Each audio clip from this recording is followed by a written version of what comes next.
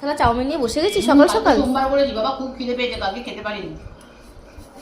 বাবা, তা আমাকে দিসনি? হ্যাঁ আছে তো। এইটুকুনি?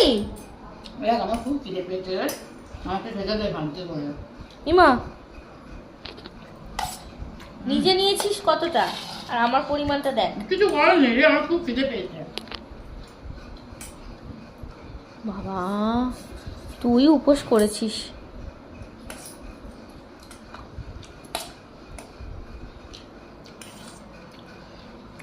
তিনটে ডিম ছিল ঘরে, হুম আর একটু পেঁয়াজ ছিল, হুম। আর একটু বাদাম দিয়ে, আর একটু আলু দিয়ে।